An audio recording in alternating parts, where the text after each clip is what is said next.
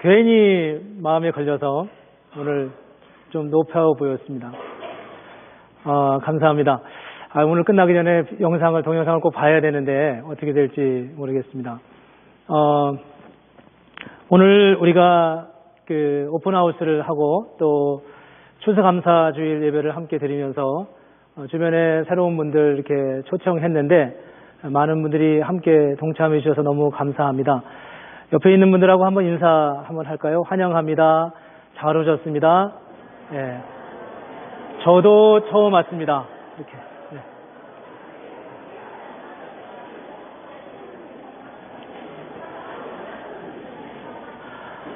어떤 분이 저한테 그렇게 물으셨어요. 이번에 오픈하우스 하는데 오픈하우스의 초점, 목적이 뭐냐? 교회를 소개하는 거냐? 아니면 복음을 소개하는 거냐라는 질문을 했습니다. 아마 교회를 오래 다니신 분들은 그 말의 의미가 뭔지 아실 거예요. 교회를 소개하는 게 기본적으로 오픈하우스의 목적이라는 생각을 갖고, 그러나 또 복음을 소개해야 되는 마음의 부담을 가지면서 어떻게 이 둘 사이를 좀 연결을 지을까 그런 생각을 했습니다. 처음에는 교회를 소개하는 거에 더 초점을 두고 일단 한번 나오시라고 했으니까 그렇게 하는 게 옳겠다라고 생각을 하고 교회 소개에 대한 생각을 계속해서 했습니다. 그럼 오픈하우스를 하면 집에 가면 남의 집에 오픈하우스 가면 이제 우리 집 여기에 뭐 있고 저기에 뭐 화장실 있고 여기 파이어플레이스 있고 뭐 굉장히 잘 만들었어요. 재질도 좋아요. 이러면서 이제 팔잖아요. 우리는 뭐 복음을 파는 건 아니지만 우리 교회가 어떤 교회인지를 소개하는 게 먼저 중요하다고 생각했어요. 앞서 첫 번째 영상에서 보셨듯이 우리 교회는 이제 3가지 비전을 가지고 있는데 그 3가지 비전을 따라서 함께 교회를 소개할 마음을 가졌습니다. 첫 번째 비전은 뭐냐 하면 건강한 교회라는 거고요. 두 번째 비전은 함께하는 공동체고 세 번째 비전은 복음의 증인이 되는 성도입니다. 건강한 교회라고 하는 말의 의미는 뭐 아주 다양하게 설명이 가능하지만 한마디로 말하라고 한다면 교회다운 교회가 됐으면 좋겠다 하는 겁니다. 그래 그 교회 가니까 그 교회는 정말 교회 같아. 누가 말해도 누가 봐도 그런 교회였으면 좋겠다는 게 제 생각이었습니다. 교회로서의 기능을 다하는 거죠. 왜 교회가 저래? 이렇게 말하지 않고요. 교회다운 교회가 되는 게 첫 번째 우리 교회의 비전입니다. 두 번째 비전은 함께하는 공동체입니다. 함께하는 공동체라고 하는 것은 우리 이웃에 대한 돌봄을 끊임없이 소홀히 하지 않는 것입니다. 사실 이거는 쉽지는 않습니다. 우리 교회는 흔히 한인교회라고 하잖아요. 우리 교회 이름이 샬롯스빌 한인교회입니다. 샬롯스빌 한인교회, 한인들이 모이는 교회죠. 한 발만 나가면 우리의 피부 색깔이 다르고 언어가 다른 사람들을 만나게 됩니다. 아마도 유일하게 한국어를 사용하는 자리가 이 교회밖에 없는 그런 분들도 이 자리에 있을런지도 모릅니다. 그래서 우리는 사실 이웃에 대한 관심을 갖기가 상당히 어려워요. 흔히 개토화 된다고 하잖아요. 옛날에 유대인들이 함께 자기들끼리만 모여 살기 위해서 그들을 통치하기 위해서 그들만 모여 살게 만들었던 그들의 문화만 공유하고 그들끼리만 통하는 그런 언어를 사용하며 살아가는 그런 개토 같은 그런 지역처럼 교회가 그렇게 되기가 참 쉽습니다. 그래서 우리 교회가 두 번째 목적은 함께하는 공동체가 됐으면 좋겠다. 그래서 아직은 그렇게 큰 발걸음을 많이 뛰지는 못했지만 그래도 이 지역에 있는 이 사회와 함께 어울려져 가고 함께 가려고 부단히 애를 써보고 있습니다. 대표적으로 우리가 이제 여기서 이제 음악 콘서트도 많이 해요. 여러 사람들이 와서 예배당이 그래도 제법 참 아름답고 그러다 보니까 사람들이 와서 참 귀하게 여기고 감사하게 이루는 그런 일들을 행합니다. 얼마 전에는 시티 오브 프라미스라고 하는 이 지역에서 제가 그 기관의 정확한 사역의 내용을 정확하게 이해하고 있지는 못하는 것 같은데 부모가 없거나 결손된 가족의 아이들을 아마 다른 부모님들을 통해서 케어를 받는 그런 과정을 이렇게 이루어가고 있는 그런 걸 돕고 있는 그런 기관인데 그 기관에 있는 분들이 우리 교회 와서 그 기관을 설명하고 또 우리가 함께 돕고 그런 일들을 해갔습니다. 지난해 추수감사주일 때도 그런 시간을 가졌고 오늘 여러분들이 드린 추수감사 헌금은 모두가 다 일체 그렇게 이웃을 위해 올해도 쓰려고 생각하고 있습니다. 얼마 전에는 버지니아 대학에서 우리 교회당에 와서 본인들 헬스 스크리닝, 건강검진, 간단한 건강 체크를 하는데 교회 와서 하는 기회도 가졌고 오늘 아마 주변에 주차장이 상당히 꽉 찼을 텐데 우리 교회가 주일만 이런 게 아니라 주중에 오셔도 주차할 곳이 없을 만큼 주차장이 꽉 차입니다. 그 주차장은 바로 버지니아 대학에서 사용하는 그런 주차입니다. 얼마 전에는 어떤 분이 버지니아 대학 업무로 왔는데 주변에 주차할 데가 하나도 없어서 우리 살로스비 한인교회만 세울 수 있는 요 자리에다가 세워도 되는지 허락을 받고 세우는 모습을 보았을 정도입니다. 물론 이제 거기에는 우리가 교회와 학교와 사이에 일정한 계약이 있었고 우리 교회 외부 공사를 버지니아 대학에서 해주는 놀라운 일들을 우리가 누리게 되었지만 이런 여러 가지 일들을 통해서 어찌하든지 우리 교회가 하나님의 뜻을 따라 이렇게 함께 나누고 함께 가는 그런 공동체. 그래서 여러분 잘 아시는 쉘 실버스타인이 쓴 아낌없이 주는 나무라고 하는 그 아주 어른들을 위한 동화라고 말하는데 그 동화에서 말하는 자기 나무의 모든 것을 다 내어주듯이 마침내 우리 교회가 가지고 있는 모든 것을 다 하나님의 영광을 위해 이웃을 위해 그렇게 나누어 줄 수 있으면 좋겠다. 그런 마음으로 하나님의 교회를 우리가 섬기고 나아가고 있습니다. 그런데 사실 이제 오늘 정말 나누고 싶은 것은 세 번째입니다. 세 번째는 이런 것입니다. 교회가 교회 되는 데 있어서 뭐 건강한 교회가 되고 싶다. 혹은 이웃과 함께하는 공동체가 되고 싶다라고 말하지만 우리는 예수를 믿건 안 믿건 여러분이 예수를 믿으시건 안 믿으시건 교회를 향해서 교회는 이래야 된다라고 말씀하잖아요. 또 우리도 그렇게 생각하고요. 그런데 그렇게 생각하고 그렇게 말하는 가장 저변에 깔려있는 밑바탕에 깔려있는 교회라는 게 뭐냐라고 하는 부분에 대한 질문입니다. 교회가 과연 뭐냐? 교회가 무엇이길래 우리는 교회 다니는 사람들이 저렇게 살면 안 돼 이렇게 말하고 교회가 그렇게 썩 선하거나 아름답지 못하면 왜 교회가 저거밖에 안 되지? 이렇게 말하는 이유가 무엇이냐는 겁니다. 예수를 믿는 사람들이 자기가 믿는 믿음 안에 가장 핵심적인 내용이 무엇인가라고 하는 부분이에요. 사실 예수를 오래 믿어도 정말 당신이 믿는 바가 무엇입니까? 라고 질문하면 그 질문을 쉽게 대답하지 못하는 경우가 참 많이 있습니다. 교회를 한두 번 나오는 경우는 더더군다나 그렇고요. 교회 문턱도 나가보지 못하신 분들은 더더군다나 그럴 수밖에 없고요. 우리는 다 교회를 아는 것 같이 말하지만 사실 교회에서 말하는 흔히 우리가 말하는 복음이라고 하는 게 무엇인지에 대해서 썩 잘 정리되지 않았을 때가 참 많이 있습니다. 그래서 오늘 이제 마지막 비전 문구인 복음의 증인이 되는 성도라고 우리가 정했는데 그 복음의 증인이 되는 성도라고 하는 말하는 데서 그 복음이라고 하는 내용이 정확하게 무엇을 의미하는지에 대해서 가능한 빨리, 가능한 짧게 함께 나누어 보려고 합니다. 네 가지입니다. 첫 번째는 하나님의 이러면 좀 그 다음에 사랑 이렇게 좀 얘기를 하셔야 되지 않겠어요? 첫 번째는 하나님의 사랑이고요. 감사합니다. 참 잘했어요, 여러분. 두 번째는 인간의 죄. 이렇게 잘하실 줄 내가 몰랐는데. 세 번째는 예수 그리스도의 십자가. 마지막은 믿음으로 얻는 구원입니다. 100점입니다. 잘하셨습니다. 네 가지입니다. 복음이란 뭐냐 하면 하나님의 사랑, 인간의 죄, 예수 그리스도의 십자가, 그리고 믿음으로 얻는 구원입니다. 그 네 가지 안에 대부분 다 담겨 있다고 말해요. 오늘 가능한 저 부분을 우리가 한번 잘 나눠보려고 합니다. 하나님이 우리를 사랑하셨어요. 얼마나 사랑하셨냐 하면 너무 많이 사랑하셨어요. 요한복음 3장 16절에 보면 이렇게 말씀하고 있습니다. 성경의 제일 중요한 구절이라고 말하죠. 하나님이 세상을 어떻게 해요? 이처럼 사랑하사. 물론 이처럼이라는 말은 그 다음에 나와 있지만 하나님이 세상을 사랑했다는 겁니다. 왜 하나님이 세상을 사랑했을까요? 하나님이 세상을 사랑하는 근거가 무엇이라고 생각합니까? 제가 세 가지를 함께 나누고 싶어요. 첫 번째, 하나님이 우리를 사랑하시는 이유는 하나님이 세상을, 우리를 창조하셨기 때문입니다.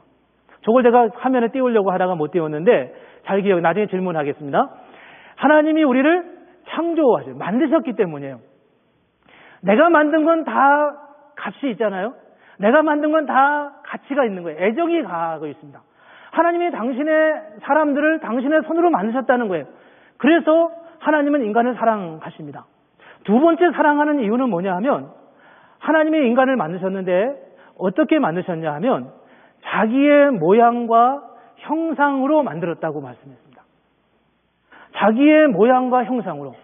여러분, 하나님이 어떻게 생겼는지 아십니까? 잘 모르시죠? 보면 알잖아요, 저를. 누구처럼 생겼다고요?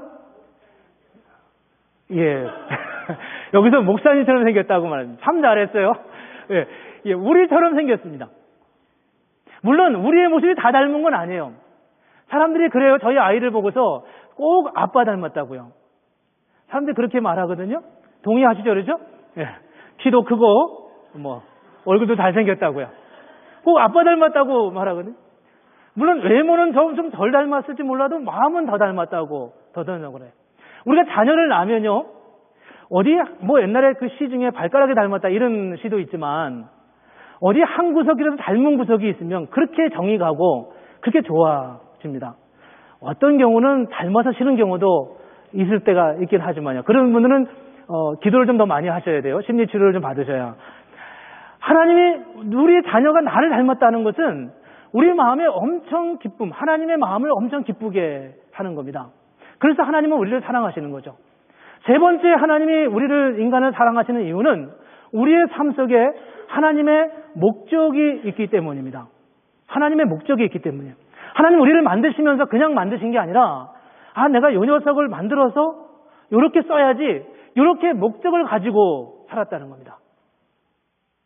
제가 하나 여쭤볼까요? 판서가, 너는 왜 사니? 금방 답 못하지? 하지 말아요. 잘 못하지. 우리는 되게 이런 질문을 하면 답하기가 어려워요. 왜 사니? 라고 말하면 답하기가 어려워요. 내가 왜 살지? 내가 오늘은 왜 살지? 답하기 어렵다고요. 왜 그러냐 하면 그 목적이 우리에게 있는 게 아니라 하나님에게 있기 때문입니다. 하나님을 만나지 못하면 우리는 진정한 의미에서 우리 인생의 목적이 무엇인지를 정확하게 알 수 없어요. 철학자도 말할 수 없고 과학자도 말할 수 없어요. 어떤 사상도 인간의 삶의 목적이 무엇인지에 대해서 잘 말하기가 어렵습니다. 그게 바로 하나님의 사랑이라는 거예요. 그게 바로 하나님이 우리를 만드시면서 하나님의 뭐죠? 첫 번째? 잊어버렸어요. 하나님의 사랑 아니고요. 하나님이 지으신, 하나님의 창조. 그 다음에 하나님의 형상. 세 번째, 하나님의 목적을 따라 하나님 만드세요. 그렇게 애지중지하면서 우리를, 인간을 만드셨다는 겁니다. 그렇다면 그 하나님이 그렇게 애지중지하면서 만들고, 여러분 자녀를 키우면서 그렇게 애지중지 잘 키우는데 나중에 자기 마음대로 이렇게 잘 크던가요? 꼭 그렇지 않잖아요, 그렇죠? 우리의 모습을 보니까 그렇게 애지중지, 그분도 다른 분도 아니고 하나님이시라는 분이 인간을 그렇게 만들어 놨는데, 사랑하고 당신의 친히 만드시고 당신의 형상을 따라 당신의 모양대로 만드시고, 그리고 또 당신의 목적을 가지고 만드셨다는데, 그렇게 만들어진 인간이 이 땅에 살아가는 모습을 보니까 변변치 않은 거예요. 맨날 싸우고 지지고 볶고 전쟁하고, 죄송합니다 이런 표현은, 누가 대통령이 됐네 안 됐네 이러면서 거기에 막 아파하고, 우리가 너무 주변적인 것들 때문만이 아니라 인간의 삶이 하나님이 창조했다고 말하기에는 우리의 삶이 너무 부족하고 하찮고 약하고 절망하고 인생이 뭔가 이런 생각이 들고, 아니 예수를 안 믿는 사람만 그러면 괜찮은데 예수를 믿는 사람도 그렇게 살아가는 모습을 보면서 우리는 왜 하나님이 인간을 만들어서 그래 당신을 그렇게 믿어. 근데 나는 안 믿어지는 거예요. 왜냐하면 내 안에 그런 사실이, 그런 것을 인정하고 받아들일 만큼 그렇게 우리 안에 어떤 게 없기 때문입니다. 성경은 이 부분에 대해서 뭐라고 답하시나요? 성경은 우리가 고통을 겪고 이 땅에 아픔을 겪는 이유는 인간의 죄 때문이라고 말합니다. 우리의 죄 때문이에요. 우리가 잘못해서 그렇다는 거예요. 근데 죄를 설명하기 위해서는 우리는 부득이 어디로 가야 되냐 하면 어디로 가야 될 것 같아요? 죄를 설명하려면 선악과의 문제로 가야 돼요. 선악과를 먹었기 때문에 인간이 죄성이 되고 죄를 짓게 된 거라는 거죠. 선악과를 먹어서 죄를 범한 거죠. 그러면 선악과는 누가 만들었어요? 모르는구나. 선악과는 누가 만들었어요? 하나님이 만들었잖아요. 하나님이 선악과를 만들었어요. 그럼 하나님이 선악과를 만들었는데 그걸 먹은, 물론 먹지 말라고 한마디 하긴 하셨어요. 그렇지만 그걸 먹은 인간이 죄를 범했다는 거예요. 그리고 그 죄로 인하여서 지금 얼마나 오랜 세월이 지났는데 지금도 그 죄 때문에 우리가 이렇게 어려움을 겪고 있다는 거죠. 그게 뭘 말하는 거예요? 이게 도대체 어떻게 되는 겁니까? 그래서 우리는 하나님을 향하여서 그런 생각을 하죠. 하나님이 원인 제공자라고요. 그렇잖아요. 하나님 원인을 제공했잖아요. 선악과를 따먹게. 선악과를 만드셨으니까. 아니 좀 거기 울타리를 치려면 제대로 치든지. 그렇죠? 못 먹게 하려면 가시덤기를 좀 많이 만들어 놓든지. 그걸 쉽게 따먹을 게 만들어 놓고서 거기다가 그걸 먹지 말라고 한마디만 했는데 하와의 눈이 다시 바뀌어 버리니까 뱀의 유혹을 받으면서 그게 먹음직도 하고 보안직도 하고 지혜롭게 할 만큼 탐스러운 마음이 바뀌자 그걸 쉽게 먹게 된 거예요. 그래서 우리는 이런 질문을 하나님 앞에 하게 됩니다. 하나님은 아담과 하와가 그 선악과를 따먹을 것을 알았을까요? 몰랐을까요? 모르세요, 그거? 알았을까요? 몰랐을까요? 알았을까요? 알았음에도 불구하고 가만히 내버려뒀다면 그 하나님은 좋은 하나님이에요? 나쁜 하나님이에요? 그게 우리의 종교성입니다. 여전히 좋은 하나님이라고 답을 해야만 되는 것 같은. 또 목사 앞에서 근데 그렇죠? 자, 생각해 보세요. 하나님이 그것을 모르고 했다면 그분은 하나님이 아니에요. 그렇죠? 하나님이 아닐 거예요. 만약에 하나님이 그것을 아시고도 그렇게 하는 걸 내버려뒀다면 하나님은 직무유기에 들어가는 거예요. 자, 우리 하나님을 이렇게 코너로 몰아붙여 버렸습니다. 어떻게 이 문제를 해결해야, 이해해야 되겠습니까? 우리가 선악의 문제를 알면서 한 가지 더 생각해야 될 부분이 있어요. 그게 뭐냐 하면 선악과는 우리에게 하나님의 직무유기나 하나님의 무지의 소치가 아니라 그렇게 그 선악과는 하나님의 우리에게 자유의지를 주셨다고 하는 가장 중요한 증거였습니다. 우리 스스로 결정할 수 있는 증거, 그런 기회를 주셨다는 거예요. 예를 들면 이렇습니다. 인간이 어떤 존재인지를 보여주는 가장 단적인 증거가 바로 선악과입니다. 예를 들면 하나님이 우리를 먹지 못하게 하셨다면 우리는 어떤 존재가 되었을까요? 그거 안 먹어 보아도 먹고 싶은 마음이 전혀 안 들어요. 그죠? 아무리 맛있는 음식을 봐도 먹고 싶은 마음이 전혀 안 들어요. 아무리 이쁜 여자를 봐도 사귀고 싶은 마음이 전혀 없어요. 그럼 어떻게 해야 돼요? 상담을 받아야 되는 거예요. 젊은 친구가. 그죠? 상담을 받아야 된다고요. 그러니까 우리가 이게 죄를 짓는 마음이 없다. 선악과가 없다. 그래서 죄를 짓고 싶은 동기와 이런 게 아무것도 없다. 그러면 그건 어떤 존재냐 하면 로봇과 같은 존재가 되는 거예요. 그건 로봇이에요. 그냥 아침에 일어나면 우리 같이 하나님을 찬양합시다. 이러면서 뭐죠? 찬양이 뭐가 있나요? 예수 찬양 어떻게 하는 건가요? 예수 사랑하심은 뭐 자동 인형처럼 그렇게 되는 거예요. 우리는 그런 존재가 아니잖아요. 그렇죠? 하나님은 우리를 그렇게 만든 게 아니에요. 인형이 아니라는 거예요. 우리는 로봇가 아니라는 거죠. 안 할 수 있는데 하게 만드는 게 자유의지를 주신 하나님이 만드는 사람의 존재입니다. 아니 이럴 수도 있어요. 이럴 수도. 짐승처럼 동물처럼. 여러분 강아지 좋아하시잖아요. 정말 좋아하시죠. 근데 여러분이 강아지처럼 태어나기를 원하시나요? 강아지는 본능대로 사는 존재예요. 본능대로. 가끔 뉴스에 그런 뉴스 나옵니다. 동물원에서 사자가 밖으로 튀어나와가지고 사람을 물러 치명적인, 때로는 죽게 만드는 경우도 있어요. 그건 누구 잘못입니까? 사자의 잘못이죠. 왜냐하면 사자가 그런 죄를 지었으니까. 그렇게 우리는 말한 적이 한 번도 없어요. 그렇죠? 우리는 사자가 잘못했다 이렇게 말한 적이 아무도 없어요. 그거는 사자의 관리 책임이, 사자의 관리 책임이 아니라 사자를 관리하는 관리인의 관리 책임이죠. 그렇죠? 그거는 사자가 잘못한 게 아니라고, 사자가 범죄한 게 아니라는 거예요. 하나님은 우리를 인간으로 만드셨을 때, 자유의지를 주셨을 때, 그 자유의지는 우리에게 책임을 함께 부여하는 거예요. 사자가 아무리 용맹해도 사자와는 구분할 수 없는, 같아질 수 없는 그런 상황을 우리에게 주었어요.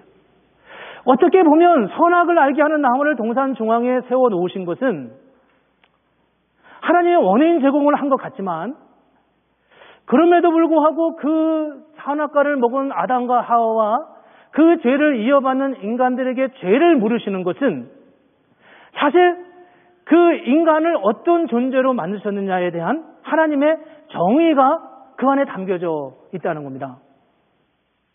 그래서 우리는 이 선악을 알게 하는 이 선악과의 문제를 보면서 정말 하나님이 우리를 어떻게 만드셨는지를 보게 되고 우리가 어떤 존재인지를 알게 되는 거예요. 첫 번째는 하나님이 우리를 하나님의 형상으로 만드셨고, 두 번째는 하나님이 우리에게 자유의지를 주셨고, 그 자유의지를 통해서 하나님이 우리로 하여금 하나님을 예배하도록 우리를 만드셨던 거예요. 이게 하나님의 의도였습니다. 그런데 문제는 뭐냐 하면 그렇게 만들어 놓고 나니까 인간이 죄를 범한 거예요. 하나님을 떠난 거예요. 근데 참 아이러니하게도 하나님을 떠나지 않았으면 우리는 우리에게 자유의지가 있는 것을 알지 못했을 거예요. 이런 아이러니가, 이게 좀 복잡한 얘기가 그 안에 있어요.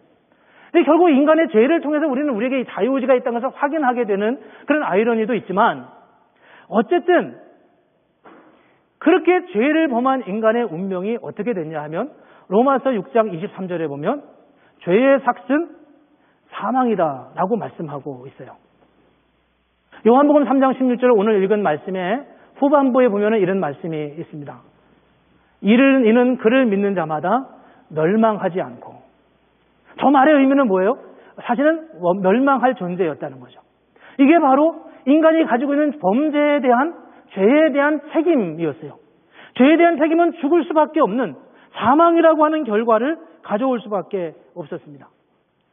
여기서 이제 우리의 또 하나의 고민이 생깁니다. 그 고민은 뭐냐 하면 하나님이 어떤 분이신가 하는 거예요. 여러분, 우리가 그런 생각을 하지 않습니까? 하나님은 하나님이시니까 우리를 그냥 구원하시면 되지 않냐고요. 근데 하나님도 여간 깐깐하신 분이 아닌 거예요. 그분은 굉장히 공의로우신 분이세요.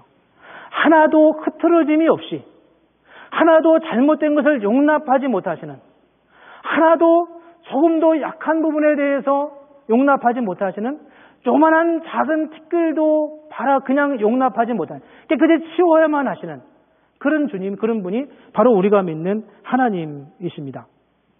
그래서 우리의 죄를 보면서 간과하지 못하는, 그냥 지나치지 못하는 그런 하나님의 모습입니다. 여기서 우리가 이제 갖는 어려움이 있습니다. 우리는 하나님의 두 가지 모습을 봐요. 하나는 하나님의 사랑입니다. 하나님 우리를 너무나 사랑하셔서 우리를 창조하시고 우리를 그분의 형상으로 만드셨어요. 근데 그런 인간이 죄를 범했습니다. 그래서 하나님으로부터 멀어지게 되고 멸망하게 됐고 죽음에 이르는 상황에 이르게 되었어요. 여기에 하나님의 딜레마가 있습니다. 이 일을 어떻게 해결했으면 좋겠는가? 이 일을 어떻게 극복해야만 하는가? 어떻게 내가 사랑하는 저 인간들을, 사람들을 어떻게 내가 의도한 대로 정말 저로 하여금 하나님의 은혜를 누리고 내가 본래 의도한 대로 그렇게 살아갈 수 있을까? 이 고민을 하시고 그 고민의 정점에 바로 우리가 아는 예수 그리스도의 십자가가 놓여 있는 겁니다. 십자가는 사실 예수님의 하나님의 굉장히 강한 성품이 그 안에 담겨져 있어요.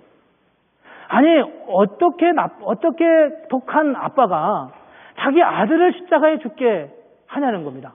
그렇잖아요? 왜 하나님의 딜레마를 해결하는 방법은 그거밖에 없었던 거예요. 그렇게 십자가를 통해서 당신의 아들을 그렇게 대신 우리를 대신해서 그렇게 내어주시고 그렇게 할 수밖에 없었던 마음이 바로 하나님의 고민과 아픔이 그 안에 있었어요. 그냥 하나님은 룰루랄라 그냥 뭐 대충 그래 나는 뭐 하나님이야 그냥 고요하고 그냥 정한 그런 마음으로 이 세상을 그렇게 다스리시는 게 아니라는 겁니다. 하나님은 당신의 마음과 에너지를 다 들여서 온 마음을 다 쏟아서 당신의 아들과 상의하시고 의논하시고 그 아들의 기꺼이 순종하는 그 순종의 고백을 들으시고 겟세마네 동산에서 요한복음 17장에 나오는 그리고 그 이전에 나오는 아버지여 할 수만 있으면 이 잔을 여기서 내 잔을 옮기시옵소서라고 말했는데 하나님이 더 이상 답하지 않으시자 아버지의 뜻이면 내가 순종하겠습니다라고 기꺼이 순종하고 나아가는 예수 그리스도의 순종을 통해서 그 십자가의 사건을 이루어 가시고 우리가 감당해야 할 하나님의 역사, 우리가 감당해야 할 죄의 심판의 역사를 예수님께서 대신 지심으로써 우리를 구원하신 하나님의 역사가 여기에 담겨져 있습니다. 이게 바로 하나님의 공의와 사랑이었습니다. 하나님의 공의와 사랑은 이 안에서 충돌할 수밖에 없었는데 그 충돌하는 그 사건 속에서 인류를 BC와 AD로 나누는 인류의 기원을 나누는 예수 그리스도의 십자가의 사건이 바로 그 안에 담겨져 있습니다. 우리는 그런 생각을 하죠. 그냥 구원하지 못할까? 그냥 구원하지 못했을까? 근데 하나님도 다른 길이 없었던 것을 보여주고 있습니다. 자, 이제 우리가 어떻게 하면 되겠습니까? 이게 이제 마지막 네 번째 원리입니다. 믿음으로 얻는 구원입니다. 우리가 어떻게 구원을 얻습니까? 믿음으로 구원을 얻습니다. 우리가 해야 할 일은 무엇인가요? 우리가 해야 할 일은 아무것도 없습니다. 우리는 그냥 그 사실을 받아들이면 되는 거예요. 주님께서 우리를 위해서 친히 죽으셨다는 겁니다. 예수님께서 우리를 위해서 친히 십자가에 죽으셔서 우리가 감당해야 할 모든 죄짐을 다 지셨다는 거예요. 그래서 우리는 아무것도 할 일이 없어요. 어떤 것도 해야 할 이유가 없는 존재가 되었어요. 그런데 이제 여기에 또 하나의 질문이 있습니다. 예수 믿는 사람들이 그 이 복음을 잘못 들어가지고 정말 아무 따나 살아요. 그렇죠? 예수를 믿으면서 아무 따나 산다고요. 한번 생각해 보죠. 어떤 사람이 비즈니스 사업을 하다가 아주 크게 망했어요. 근데 얼마나 망했냐면 너무 남의 돈을 많이 잃어버려가지고 이 사람이 아주 심한 큰 형벌을 받을 수밖에 없고 무려 감옥에서 20년의 세월을 살아야만 하는 그런 상황이 됐습니다. 그 상황에 이르게 돼서 이제 자기는 이제 나이도 됐고 20년의 세월이 지나면 자기는 더 이상 내 삶에 비전이 없게 됐어요. 더 이상 끝이죠. 왜? 너무 안타까운 거예요. 내 이제 인생을 포기해야 되겠다. 절망하고 매일매일 고개 푹 숙이고서 그래서 입맛도 없고 밥맛도 없고 이렇게 살아가는데 어느 날 어떤 사람이 갑자기 그에게 나타나더니 그에게 등을 두드려주면서 이렇게 말하는 거예요. 내가 당신의 빚을 다 갚았다고요. 이제 당신은 감옥에서 나와서 당신의 일을 하면 된다. 이렇게 말하고 있습니다.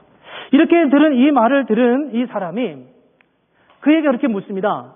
그러면 선생님, 내가 선생님이 누군지도 모르는데 이렇게 은혜를 주셔서 너무 감사합니다. 내가 무엇을 해야 되겠습니까? 그러니까 그분이 이렇게 말하는 거예요. 아무것도 할 필요 없습니다. 라고 말하는 거예요. 아무것도 할 필요 없습니다. 그러자 이 사람이 이렇게 다시 그에게 질문합니다. 그러면 제가 또 같은 일을 반복해도 되나요? 그러면 어떻게 하겠어요? 그건 아니잖아요? 아무것도 안 해도 된다는 말은 그런 의미가 아니라는 거예요. 우리는 어떻게 생각하냐 하면 우리가 많은 그리스도인들이 많은 예수 믿는 사람들이 어떤 복음에 대한 오해를 가지고 있냐 하면 죄의 용서를 죄의 허용으로 이해한다는 거예요. 당신의 죄를 다 용서받았습니다. 앞으로 짓는 죄도 다 용서합니다. 그 말을 마치 죄의 허용으로 이해한다는 겁니다. 죄를 져도 된다 이런 뜻으로 이해한다는 거예요. 이건 정말 잘못된 거잖아요. 얼마나 교회가 이런 것들을 오용하고 잘못했는지 몰라요. 하나님의 말씀, 이 복음을 우리가 바르게 이해하면 우리는 그 복음 앞에서 잘못될 수가 없어요. 잘못될 수가 없습니다. 하나님이 우리를 얼마나 사랑하시는지, 하나님이 우리를 얼마나 놀랍게 붙들어 주시는지, 나는 이 땅에 왜 사는지도 모르고 왜 태어났는지도 모르고 부모님 날 태어나게 했으니까 태어났고 그냥 살아오니까 살고 이제까지 그냥 남들 따라 공부하다가 직장 가고 여기까지 살았지만, 그러나 내가 왜 사는지를 모른 채 이렇게 살아가고 있는 내 삶의 상황을 보면서 삶의 목적을 잃어버렸어요. 아니, 처음부터 모르고 살아가요. 그런데 예수를 믿고 난 다음에 우리는 삶의 목적이 분명해지는 거예요. 무엇을 위해 살아야 할지, 왜 살아야 될지, 어디로 가야 될지. 그 삶이 얼마나 힘있고 얼마나 놀랍고 얼마나 에너지가 넘치고 얼마나 마음의 기분이 넘치는 그런 삶을 살아갈 수 있겠습니까? 이 말을 하면 여러분이 또 오해하실지 모르겠지만 사도 바울이 그렇게 이야기하지 않습니까? 여러분들이 이렇게 내가 감옥 안에서 쇠사슬에 매인 것 외에는 다 나와 같기를 원한다. 그런 말씀 기억하시죠? 그렇죠? 너희가 내가 쇠사슬에 매인 것 외에는 다 나와 같기를 원하니라. 아니, 다시 한번 물어볼게요. 도대체 집사님, 쇠사슬에 매인 것 외에 그 사람에게 지금 취할 게 뭐가 있어요? 아무것도 없죠. 우리 대답을 잘해주셔서 감사합니다. 아무것도 없다고요. 그렇죠?